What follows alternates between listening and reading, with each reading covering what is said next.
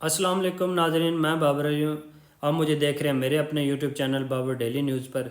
सबसे पहले नाज़रीन वो ख़बर जो इस वक्त आलमी मीडिया के ऊपर एक बिग बिग न्यूज़ के टाइटल से चल रही है और शाये हो रही है, हम आपसे डिस्कस करते हैं।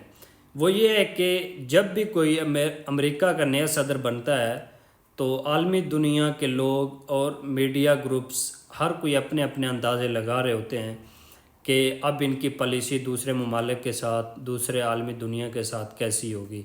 हम आपसे शेयर करते हैं अमेरिकन इलेक्शन की कोई तफसीलात और उसके नतायज। इस वक्त नाजरीन, जिस वक्त आप ये वीडियो देख रहे हैं, इस वक्त अमेरिकन सदर जो हैं डोनाल्ड ट्रंप, वो जीत गए हैं इलेक्शन, अमेरिकन इलेक्शन जीत गए हैं और वो सदर मुंतखब हो गए हैं। जीत होगी तो मुंतखब ही हो गए, बट उनको चाहिए थे। हम आपसे तफसील रख देते हैं, जो इलेक्शन की एक तफसील है। तफसील के मुताबिक जो भी एक नया सदर बनना होता है, इलेक्शन होते हैं, उसको 270 वोट चाहिए होते हैं, यानी कि 500 टोटल होते हैं, उसमें से 270 चाहिए होते हैं। डोनाल्ड ट्रंप ने हासिल किए हैं 277 वोट अब तक की न्यूज़ में, जो हम आपसे शेयर कर रहे हैं। अभी कुछ ख़बरें आ रही हैं, कुछ इलेक्शंस के नतायज आ रहे हैं, उसके मुताबिक अगर जिस तरह वो चल रहे हैं, कुछ लोग कह रहे हैं, उनकी यह खबर गलत भी हो सकती है, ठीक भी हो सकती है, कि शाम तक या मुकम्मल नतायज आने तक ट्रंप 300 की फिगर क्रॉस कर जाएंगे। उनके जो मद्दे मुकाबले उम्मीदवार था, सदारती उम्मीदवार, वो थी कैमला हैरिस, जिन्होंने वोट हासिल किए हैं 200 पता नहीं 13 पता नहीं कितने, इतने होंगे, मैंने नोट नहीं किए। मुख्तलिफ मीडिया ग्रुप जो कह रहे हैं वो गलत भी हो सकते हैं, ठीक भी हो सकते हैं। ये जो मैंने आपसे ख़बर शाये की है 300 फिगर वाली, ये गलत भी हो सकती है, ठीक भी हो सकती है, क्रॉस कर भी सकते हैं, जिस तरह नतायज आ रहे हैं नहीं भी कर सकते टोटली, यानी कि नतायज के अंदर। लेकिन ज़्यादातर मीडिया जो कह रहा है वो 300 का फिगर क्रॉस कर जाएंगे। ज़्यादातर जो लोग कह रहे हैं कि वो 300 का फिगर क्रॉस कर जाएंगे। इम्कान इस बात का है कि अगर ये 300 का फिगर क्रॉस करते हैं तो ये सेफली और हिफाजती तौर पर अमेरिका के नए सदर मुंतखब हो सकते हैं और इन्हें किसी चीज़ का यानी कि रुकावट नहीं होगी। यहाँ पे हम आपसे बताते हैं इनके इलेक्शन कितने रियासतों में थे। इलेक्शन इनके 50 रियासतों में से थे। इलेक्शन हुआ था, तकरीबन 2 उम्मीदवार जो इलेक्टोरल वोट थे एक जितने ही थे, यानी कि जो इलेक्टोरल वोट थे वो एक जितने ही थे दोनों के। बट जो फैसला कौन रियासतें हैं वो 7 हैं, 7 रियासतें हैं जो स्विंग रियासतों के टाइटल से या स्विंग रियासतों के उन्वान से जानी जाती हैं।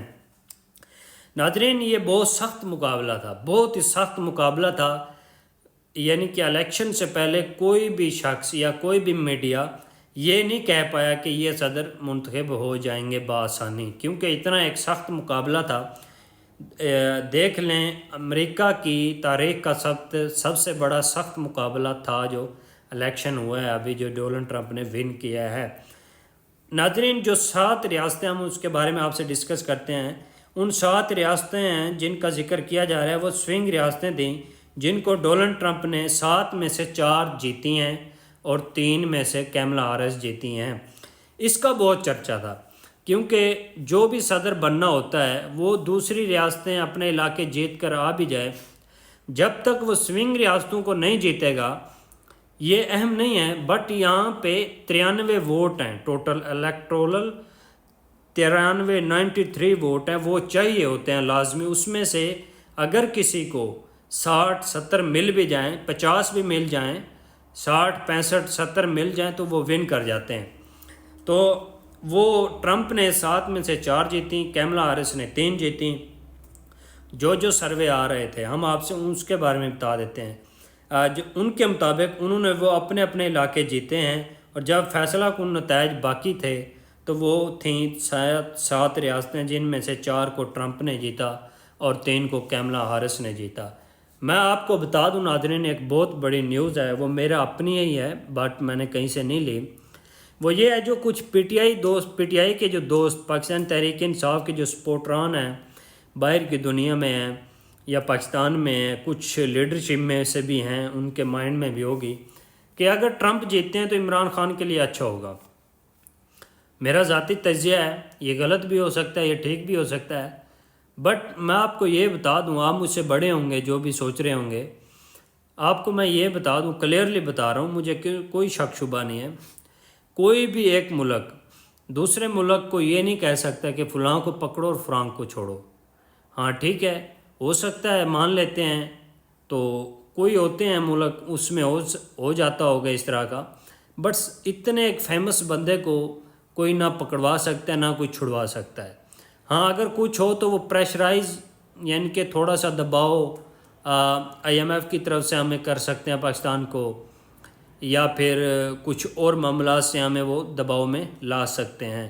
بٹ میں آپ اپنے ان تحریک انصاف کے ان بھائیوں سے، سپورٹران سے یہ کہنا چاہتا ہوں، میں آپ کو بتا دیتا ہوں جو بات میں نے لکھی ہوئی ہے آپ کے لیے، اور عمران خان کے لیے اچھا ثابت نہیں ہوگا، وہ ذرا میری بات کان کھول کر سن لیں۔ جو لوگ یہ سوچ رہے ہیں کہ ٹرمپ عمران خان کے لیے اچھا ثابت ہوگا، وہ ذرا کان کے پردے کھول کر میری بات سن لیں۔ کوئی بھی سیاسی رہنما کی دوسرے ملک کی عوام کے لیے کچھ بھی نہیں کرتا، کیونکہ اسے کیا فائدہ ہے؟ عوام میں اگر غیرت ہو تو وہ اپنے زور بازو پر، اپنی صلاحیت پر یقین رکھتے ہوئے آگے بڑھتے ہیں۔ اگر کوئی بیرونی طاقت اس ملک میں کوئی مومنٹ، کوئی حرکت کرتی ہے تو اس میں اس کا کوئی فائدہ ہوتا ہے تو وہ کرتی ہے، ورنہ ایسے نہیں کرتی۔ میں آپ کو کلیئرلی کہہ رہا ہوں، یہ اگر نکلنا ہوگا تو عوام کو خود نکلنا ہوگا عمران خان کے لیے اور اپنے لیے اور اپنے آنے والے مستقبل کے لیے اور اس ملک کے لیے، ورنہ نہ ٹرمپ ادھر آئے گا، نہ آئے گا جو بائیڈن، نہ آئے گی کیملا ہیرس، نہ کسی کو گرفتار کرانے کوئی آئے گا، نہ آئے گا کسی کو چھڑوانے۔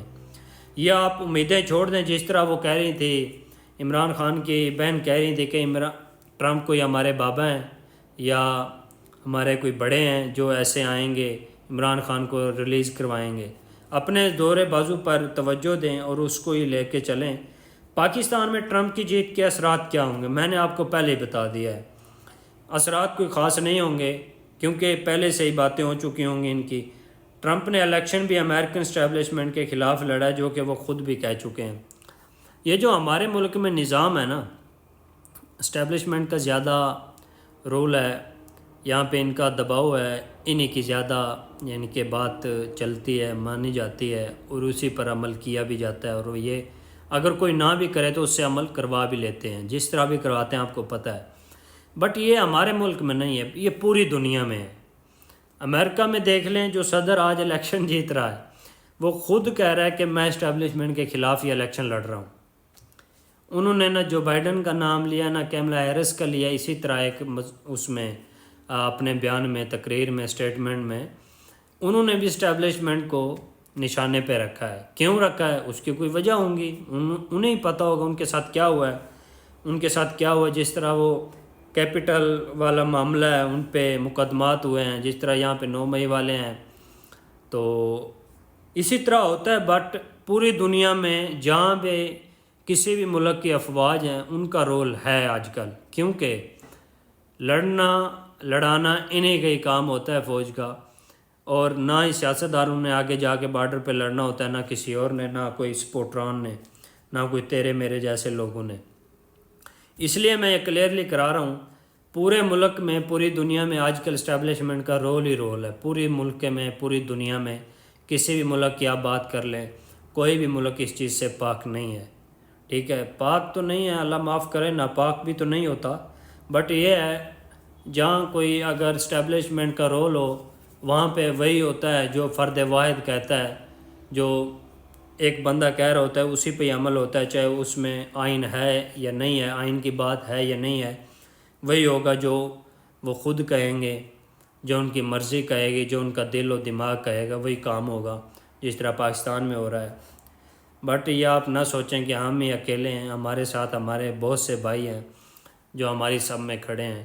آپ امریکہ کا الیکشن دیکھ رہے ہیں، جو بھائی اس بات پہ یقین رکھتے ہیں کہ ٹرمپ جیتے گا اور PTI کو فائدہ ہوگا، یہ بہت بڑا کوئی فائدہ نہیں ہے۔ میں انکشاف تو نہیں کر سکتا، بٹ میں اگلے ولاگ میں کروں گا، اس سے آپ کو اندازہ ہو جائے گا یہ کہ اس کا کتنا ایک رول ہوگا۔ یہاں تک تھا آج کا ولاگ، ہمیں دیں اجازت۔